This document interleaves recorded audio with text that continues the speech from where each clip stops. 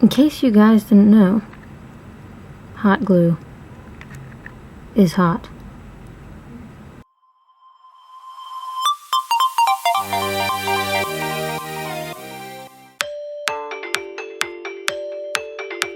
Hey guys, what's up? It's UniformWarrior, and today we're doing another paracord tutorial, and this one is on how to make an improved bullet casing paracord bracelet without the gap between the casings. First, what you're going to want to do is take a measuring tape and go ahead and measure around your wrist, and then you want to get that length of wire. So just go ahead and measure that however you can.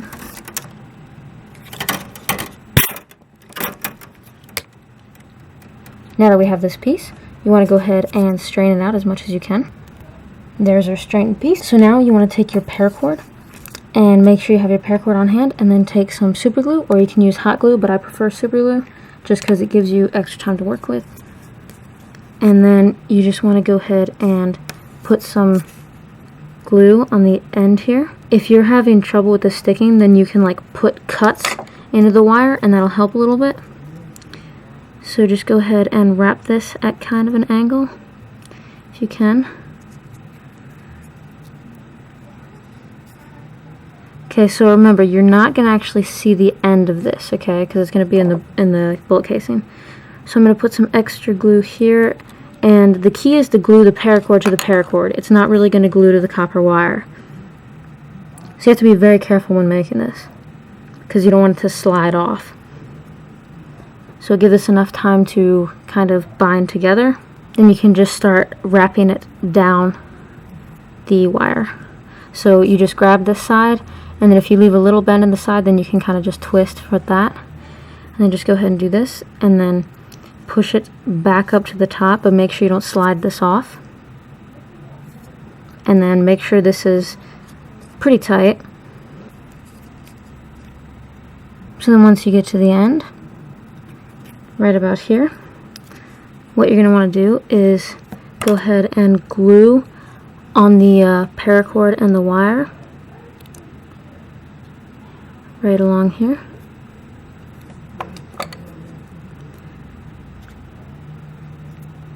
And then just wrap it around here, and then just hold it right there,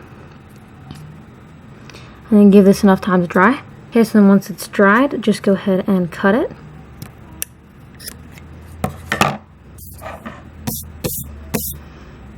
And then go ahead and singe this.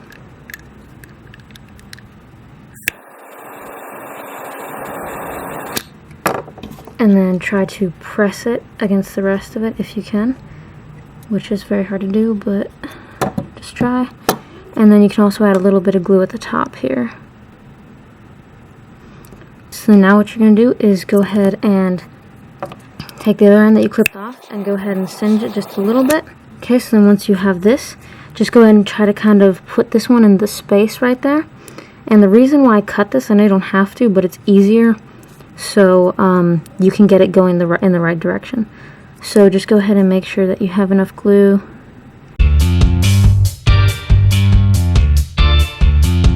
You can never use too much glue. No, I'm kidding, you definitely can.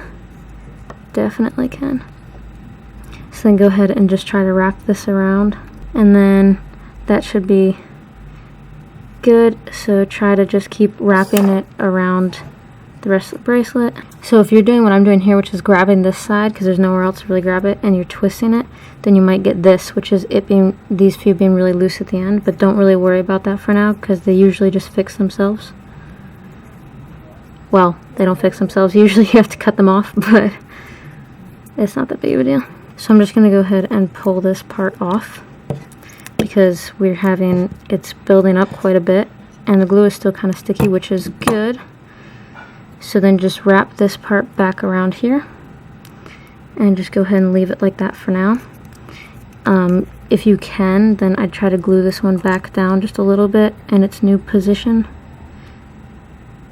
which is not very easy to do because you have to hold all the bracelet together. And then continue wrapping it till you get to the very end.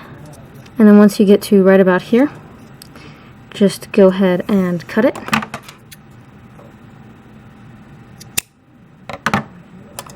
And then I'm just going to go ahead, I think I'm actually just going to go ahead and use some glue first and then singe it.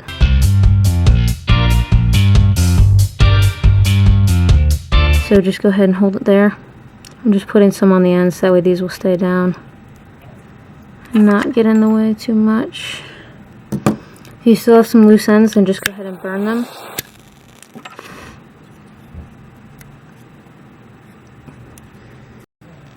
So unfortunately my camera died, but so I'm going to explain to you what I did. You didn't miss anything big. Basically, I was just tightening this. So I grabbed the one side and then twisted it like that until I got it all the way to the top. And I did that on both sides, and I just clipped them again. And also I pulled it before I clipped it, I pulled this off. And then so that way it would go all the way to the end, and then you clip it, and then you just put it back on there with glue or whatever.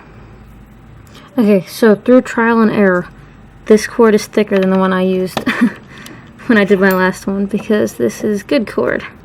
So if you have cheap cord, then it might work better.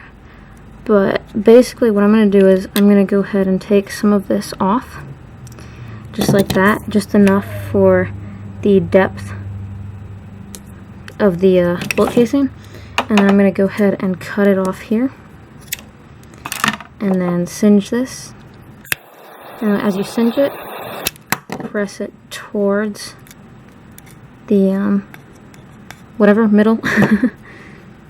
Then you want to take the bullet casing and go ahead and fill it.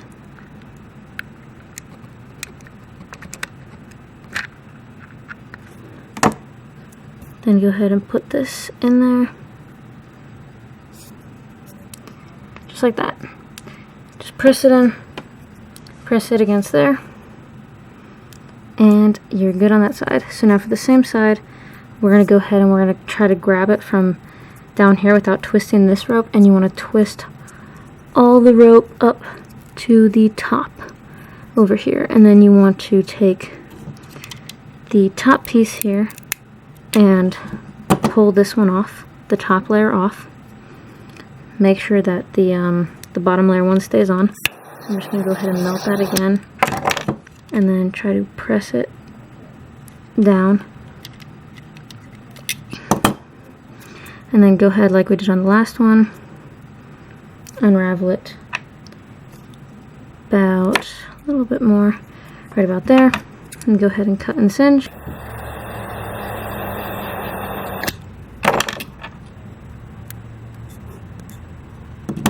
Okay, so now you've done that, go ahead and fill this casing up. Okay, then go ahead, press on this side, just like that. And then I'm just pressing them together, although this one's really hot. And I'm not the best with glue, as you can see, because I have it all over my hands, but that's okay. Anyway, so the last step to this is you just need to bend it in the middle. Make sure that these are secured. Whoops, make sure that these are secured before you start bending them, because you don't want to accidentally pull them off. So I'm going to give it a few seconds, and then I'll be right back. Okay, so then once they're secure, you can just go ahead and bend it.